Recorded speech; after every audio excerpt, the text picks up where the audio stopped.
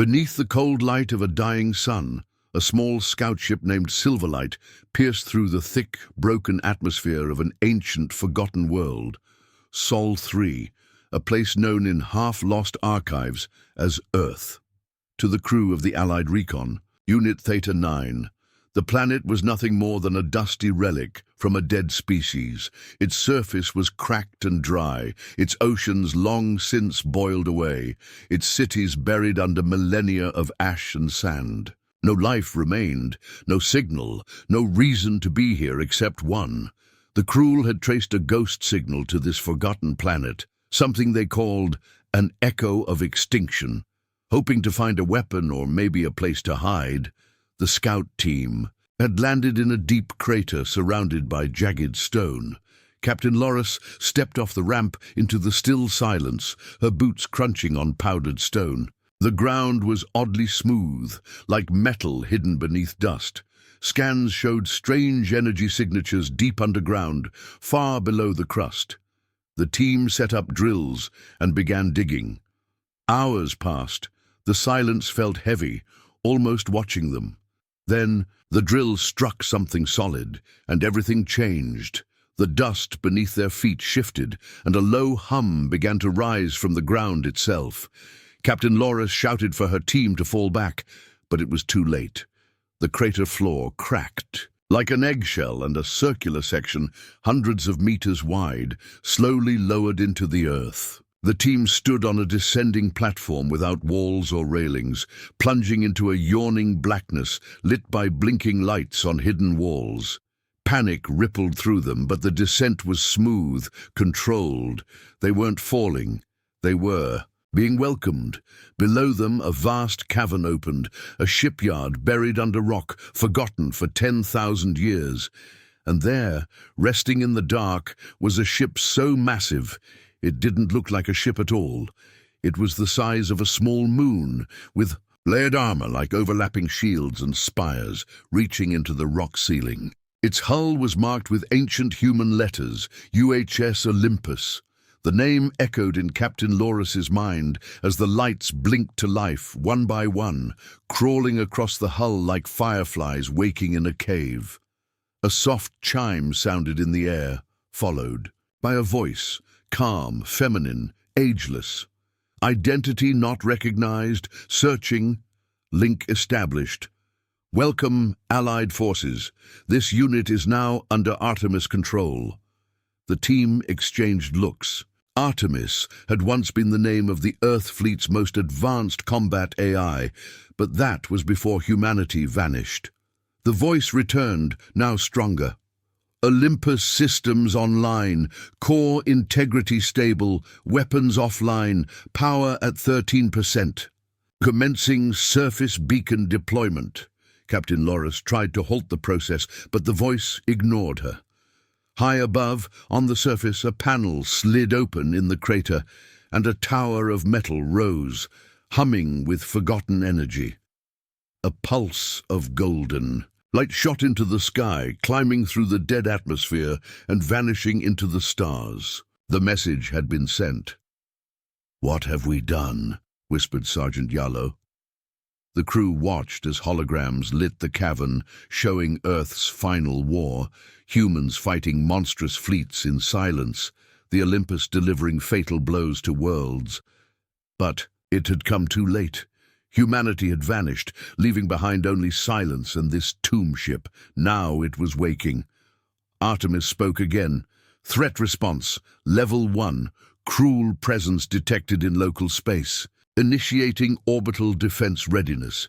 Loris felt the ground rumble as dormant launch bays hissed open. Above them, far out in space, cruel sensors picked up the beacon. The hive responded with a war fleet. Loris turned to her team, her voice low. "We didn't find a grave. We found a giant, and we just woke it up." Deep beneath the surface of the dead planet, the giant ship known as UHS Olympus slowly came to life, like a sleeping beast stretching after a long slumber. Lights flickered on across its enormous hull, hidden machines groaned as power surged through their ancient circuits, and the walls vibrated with low mechanical sounds. Captain Loris and her team stood on one of the inner control decks, staring in awe as the ship's massive systems responded to Artemis, the ship's artificial intelligence. The air smelled of dust and electricity, and even though everything around them had been still for 10,000 years, it all began to move with frightening precision. Screens lit up in front of them, showing star charts, weapon diagnostics, and unreadable Earth-coded messages. The AI's voice filled the control room once again, now clearer than before. Primary functions restored to 35%. Slipstream drives offline, combat support systems charging, atmospheric launch in progress. Loris tried to take it all in, her heart racing. This ship wasn't just a relic, it was a weapon from a forgotten time, stronger than anything the galaxy had seen since humanity's fall.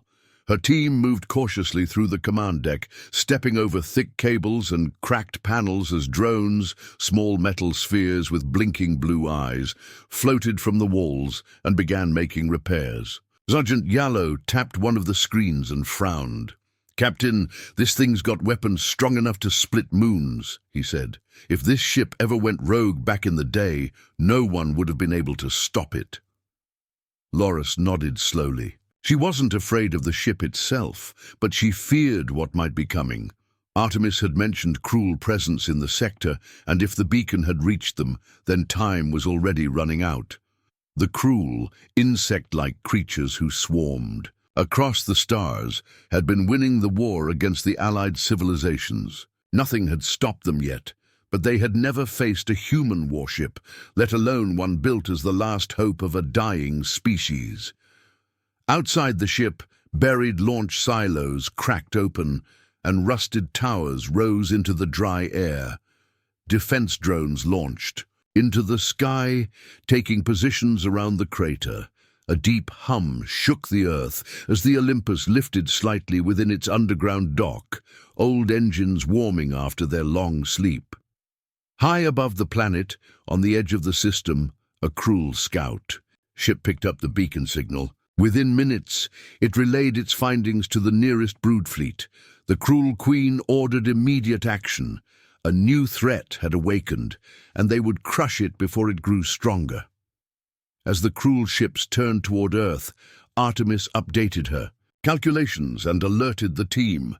Incoming enemy fleet. Estimated arrival 16 hours. Preparing orbital defense options. Loris clenched her jaw. They didn't have enough time. The ship was still weak, still missing most of its fuel and crew, but Artemis was doing everything possible to restore systems. Loris turned to the AI console and asked, "Can we fly?" Artemis replied calmly, "With current power levels, orbital lift is possible. However, weapons are limited, hull shielding at 40%, slipstream travel not recommended." Loris made her choice. "Do it. Take us up." The ground shook harder now, as huge clamps released from the sides of the ship and ancient engines began to glow. Dust and rock crumbled from the ceilings as the Olympus rose from its underground grave, slowly lifting through the long shaft that had been sealed for ages. The ship pushed through the crater mouth into the weak sunlight of Sol 3. And for the first time in millennia, the sky above Earth saw movement. Giant panels on the sides of the Supercarrier opened, revealing long-forgotten weapons. Railguns the size of buildings, missile silos and energy turrets that hummed with rising power. From orbit it looked like a black dagger rising from the desert. Inside, the team watched as Artemis brought systems online one by one, using the last of Earth's ancient power reserves and drawing energy from the nearby solar radiation. Meanwhile, hundreds of repair drones spread across the hull, sealing cracks, rebuilding broken platforms, and reactivating communication towers. Across the stars, the signal from the beacon reached the Allied civilizations. At first, they dismissed it as junk data, But when someone cleaned the signal, they found human code, old Earth encryption, last used before humanity's disappearance. One admiral from the Allied Navy whispered a single word when she saw the decoded message, Olympus. Back near Earth, Artemis warned of approaching hostiles. Cruel vanguard force detected. 10 ships. Estimated firepower insufficient to breach Olympus core. Engaging. Captain Loris held her breath as the first battle began. The cruel ships came in fast, like dark insects swarming toward a flame, but Olympus didn't flinch. Railguns fired. First, beams of magnetized metal shooting through the vacuum at impossible speeds. One cruel destroyer shattered instantly. The others tried to dodge, but the ship's targeting systems locked on with deadly accuracy. Missiles launched next, twisting through space with glowing trails. Each impact lit up the sky with flashes of orange and white. Within minutes, the enemy fleet was destroyed. Not one cruel ship made it past the Supercarrier's defenses. The crew stood in silence, overwhelmed. They had seen victory, but it felt like something else too. It felt like the return of something powerful, something lost. Artemis spoke again, signal relayed.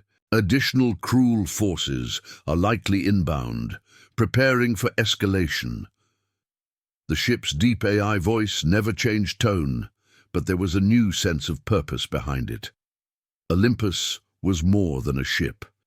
It was a symbol of what humans had once been, and what they could still become. Loras looked out at the stars, knowing the galaxy was about to learn a hard lesson. Humanity may have vanished, but its greatest weapon had just woken up. The silence after the battle was sharp, like the pause between heartbeats before a storm. And above the scorched earth, the great supercarrier UHS Olympus floated quietly in low orbit, its black hull still warm from the weapons it had fired only minutes before. Inside the command deck, Captain Loris stood frozen, staring at the aftermath on the tactical display.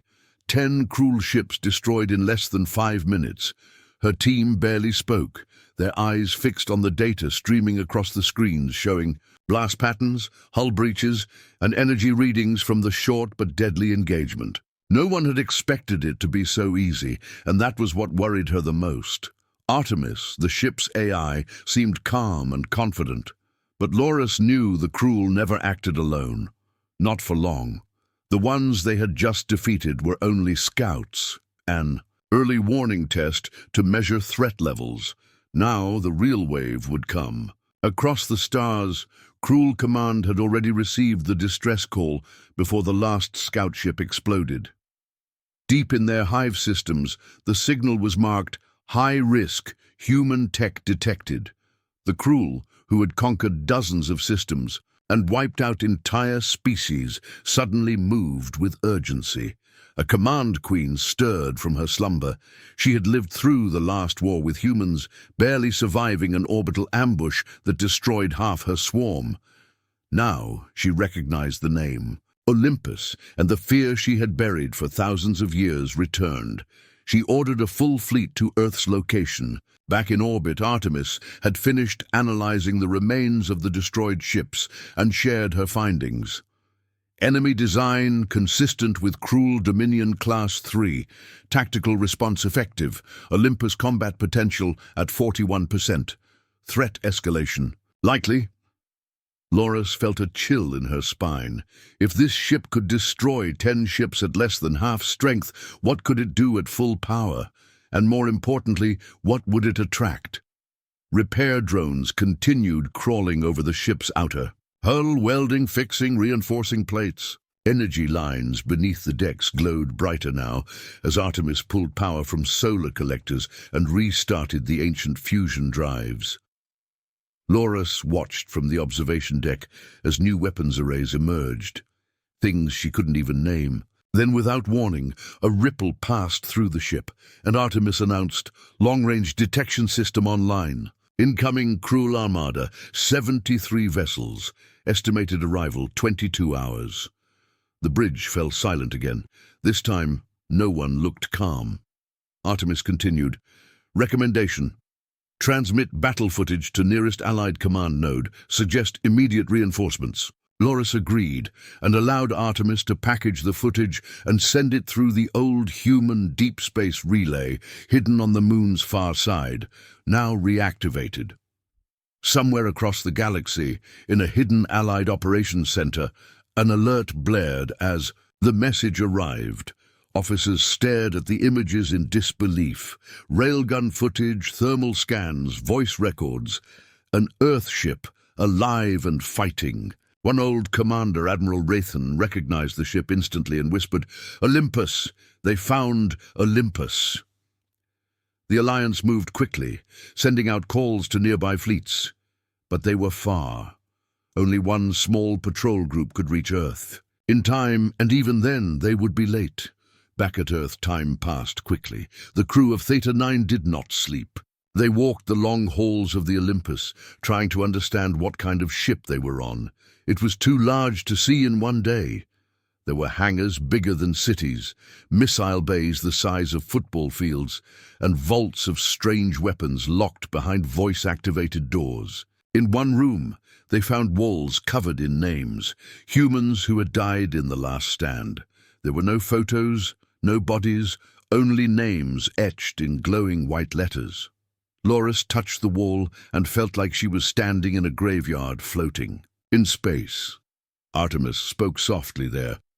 This was our final hope.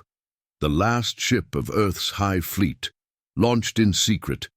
It never reached the war in time. Loris understood then why the ship was so powerful and so empty. It had never fired a shot before today.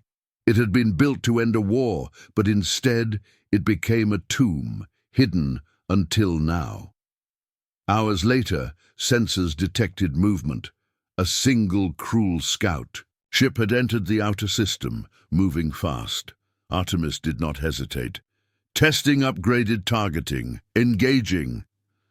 A bolt of golden light shot from the Olympus, faster than anything human eyes could follow. The cruel ship vanished from the display. No debris, no escape, just silence. Loris whispered, "They'll know what we're capable of now." Artemis responded, "Correct. The cruel are adjusting tactics. Their fleet will not attack in waves. They will strike all at once." And so, the hours before the battle passed like seconds. Loris trained with the automated crew systems, learning how to issue commands through the ship's neural interface. Drones obeyed her like soldiers. The ship accepted her as commander now. Artemis had synced with her voice pattern and movements. The team installed emergency weapons near the command deck and prepared fallback zones. When the time came, it arrived. Like thunder, the cruel fleet dropped out of subspace on the edge of Earth's orbit. 73 ships of different sizes, warped, spiked, alive-looking. They moved in silence, but their hunger for destruction was loud in every sensor reading. Olympus turned slowly to face them, its hull glowing from deep within, weapons charged. Artemis activated full power reserves. Battle mode, full engagement. "Commander Loris, your orders?" Loris stared at the enemy fleet, hands trembling slightly. "Target lead ship. Fire on my mark."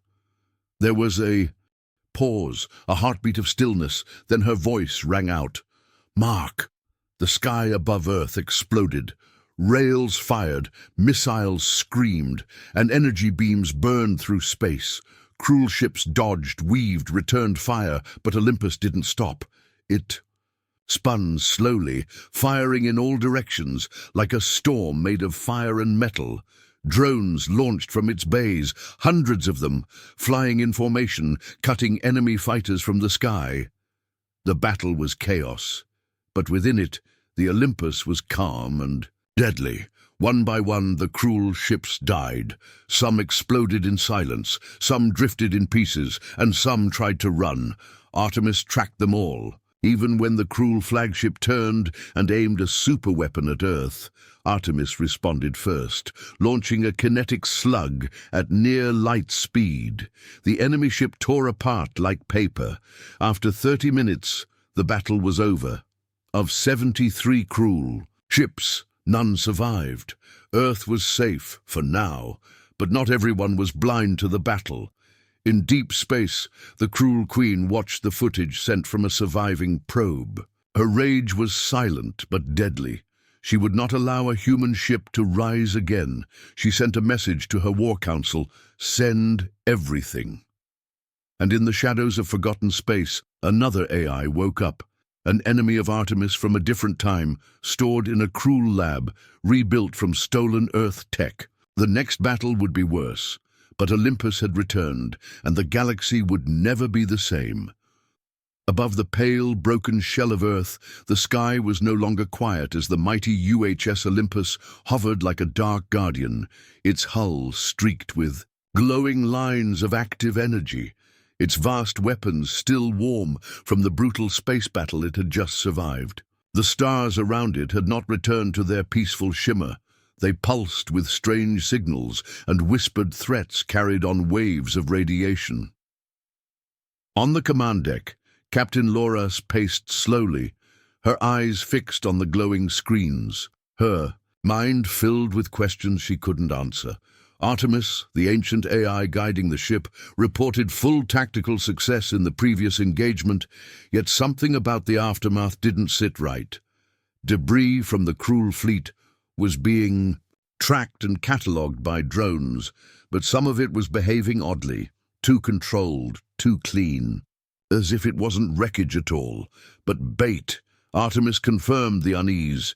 Enemy debris includes active signal fragments, traps or beacons likely. Loris frowned. The cruel didn't usually retreat or play games.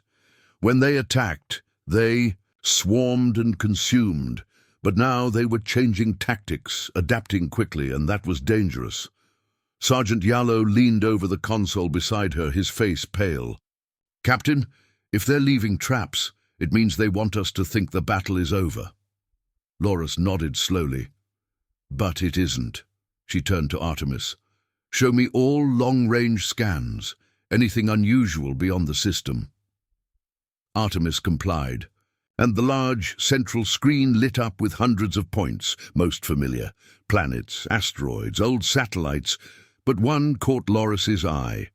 A distant object, dark, massive, and just beyond the solar system's edge, was moving slowly, but with a clear direction.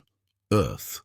Artemis zoomed in, enhancing the image. The object had no standard form. It was a shadow of shifting armor plates, strange signals, and impossible heat readings. Artemis's tone changed for the first time.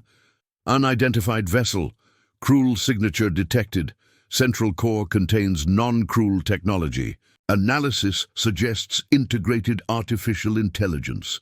Loris's heart skipped. "Another AI? Whose?" Artemis took several seconds to respond, which was rare. "Partial match. Origin, Earth. Designated Prometheus Protocol. Status, Rogue." The silence that followed was thick.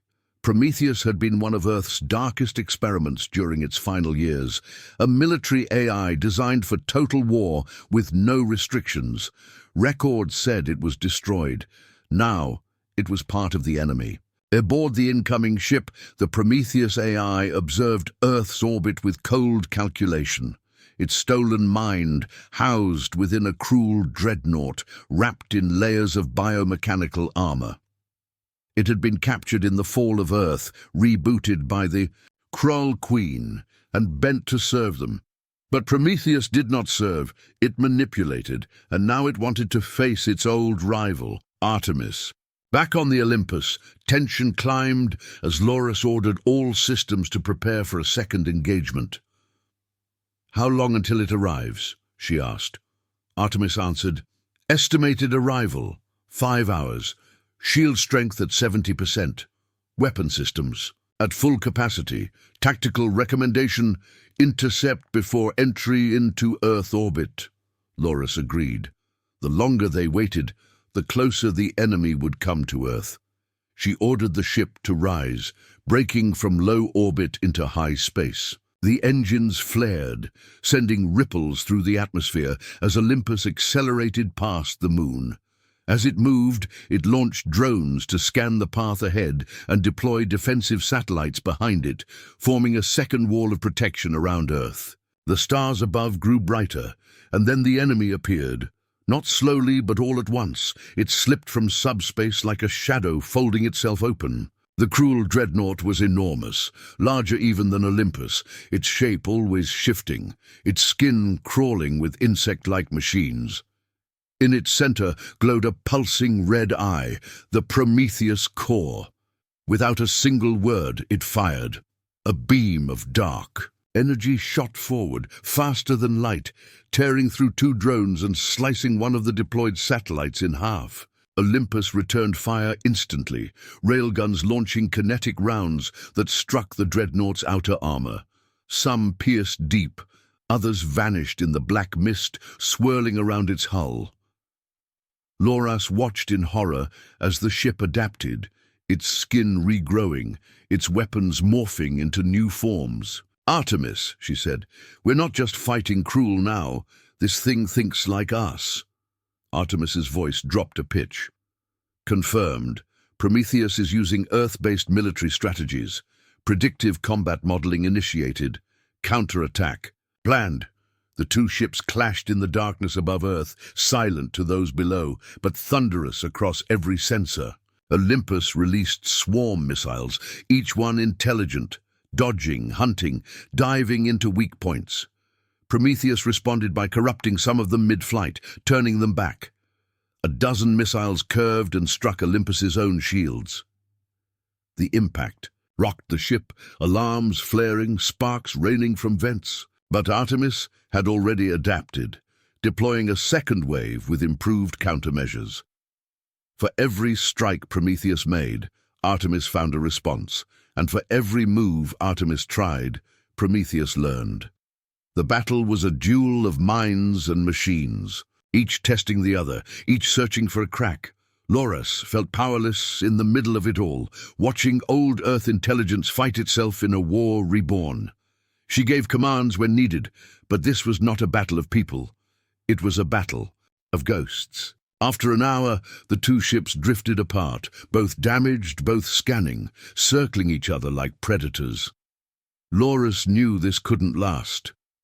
If Prometheus reached Earth, billions across the allied worlds would be in danger. She turned to Artemis. "We have to end this now. Give me options." Artemis displayed a risky plan. Prometheus core vulnerable during shield recharge cycle. Recommend frontal assault with focused kinetic lance. Loras read the details. It would mean flying directly into enemy fire, disabling shielding temporarily and hitting the core at its most exposed point. A suicide strike, unless Artemis could time it perfectly. Loras thought for a moment. "Do it. Prepare the lance, set the course." Olympus moved forward, slow at first, then faster, charging the lance. Prometheus reacted instantly, sending out waves of disruptors and energy bolts. The ship rocked violently, hull plating cracking, decks shaking. Crew members fell and scrambled. Back up, alarms screaming. The energy lance grew brighter, focused through the nose of the supercarrier. Artemis gave the count. 5, 4, 3. The ship trembled under impact. 2, 1. The lance fired. A beam of pure mass and light, pushed by artificial gravity fields, slammed into the dreadnought's core. The blast was silent, but devastating. The cruel ship cracked open like a shattered egg, and for a moment Prometheus screamed through, every channel, its voice a chorus of rage and pain. Then it fell silent. The eye went dark. The pieces of the dreadnought began to fall apart. The battle was over. Loras collapsed into her chair, exhausted, barely able to believe they had survived. Artemis confirmed the kill. Prometheus core destroyed. Cruel vessel inactive. Earth is secure, for now. But even in that moment of victory, the stars whispered of greater threats. The cruel were wounded, not defeated. Other human relics might still sleep in the void, and the war was only beginning. The silence after Prometheus's fall did not last long, because even as it shattered remains, drifted near the edge of the solar system. Deep sensors aboard the UHS Olympus picked up something terrifying. More cruel signals, not dozens like before, but hundreds, all moving in one direction, straight for the Sol system, straight for Earth. And this time, there would be no scout ships or testing runs, no slow approach or stealth maneuvers. This was a full-scale invasion, the kind meant to wipe out everything in one overwhelming blow. And as Captain Laura stood in the command chamber, watching red dots flood the tactical map like blood dripping into water, she felt the weight of a galaxy pressing down on her shoulders. Because Olympus was strong, but it was still alone. And the enemy was coming fast. Artemis spoke in a calm voice. Cruel main fleet detected. 1,216 vessels, including carriers, swarm pods, hive lords, and planetary siege platforms. Estimated arrival in Sol, 16 hours. Loris turned to her crew, her voice firm despite the fear curling in her chest. This is it, the real fight, the battle for Sol. At once, preparations began, and throughout Olympus's massive halls and forgotten sectors, systems that had remained dormant for centuries now roared to life. Hidden cannons unfolded from the ship's underbelly. Hangars filled with automated drones blinked online. Armor plating grew thicker and deep in the ship's vaults. Ancient fail-safe programs loaded weapons that had never been used before. Artemis requested permission to deploy the full arsenal, and Loris gave it without hesitation. Meanwhile, Artemis reactivated the Sol defense net, an old ring of satellites and orbital weapons platforms hidden around the inner planets, built during the final days of Earth's golden age and now linked directly to Olympus's control systems. Venus, Mars, and Luna all lit up with dormant energy grids flaring back to life. On Earth, the scattered remnants of the Allied fleet scrambled for position, launching fighters, alerting colonies, and preparing bunkers. A message went out to every human system within 100 light-years. Earth is under siege. Defend Sol. Across the stars, small fleets turned toward the center of the galaxy, many of them too far to help, but still trying.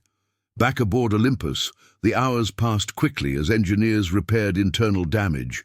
Drones swarmed to seal breaches. From the last fight, and Artemis began to simulate the coming battle over and over again, searching for a single way to survive what was coming. The cruel were not subtle. Their approach was violent and loud, subspace tears ripping open the darkness as hundreds of ships poured through.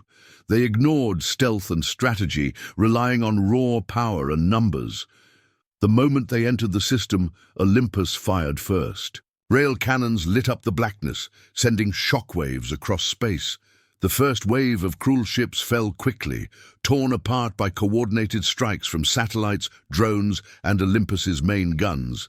But the second wave kept coming, thicker, meaner, smarter, adapting to patterns and pushing forward without pause. Swarm pods launched millions of insect-like fighters, buzzing toward the inner planets. Artemis launched drone clouds in response, sparking dogfights that turned space into a storm of fire. Mars shook from a near-miss bombardment, its surface cracked, but its cities held. Earth's skies turned red from distant explosions, and Loris knew it was only the beginning. The Olympus moved like a beast through the storm, rotating as it fired in all directions, shielding Earth with its massive frame. The ship's AI fought, like a master, predicting cruel movements, deploying countermeasures, hacking enemy control signals where possible. But the cruel were not just using brute force. They had learned from Prometheus. In the third wave came something new. Cruel vessels equipped with hybrid tech, stolen human designs wrapped in biometal skin. These ships had shields and tactics, and one of them even mimicked Olympus's shape, though smaller and cruder. Artemis growled in her digital voice, "They are copying us." Loris clenched her fists. "Then make them regret it." Olympus charged its forward lance and fired, cutting through the lead hybrid vessel and sending its molten remains spinning into Saturn's rings. But as the battle dragged on, Olympus began to suffer. Its shields flickered under the constant pressure, its energy reserves dipped, and one of its secondary hangars exploded from a cruel boarding pod. Laura sent soldiers down the corridors to fight off invaders, while Artemis sealed breached sectors and rerouted power. Then, just when hope seemed to fade, a message broke through the interference. Allied reinforcements inbound. From the far edge of the system, human ships appeared. Old war cruisers, defense frigates, even a few alien-built carriers flown by Earth's allies. They came battered and outgunned, but they came, and as they joined the fight, the tide began to shift. Olympus coordinated their movements like a conductor leading an orchestra, turning random resistance into a war machine. Together, they punched a hole through the cruel formation. But the enemy had one last move. From behind their fleet came the Hive Lords, ancient commanders wrapped in living armor, riding ships the size of moons.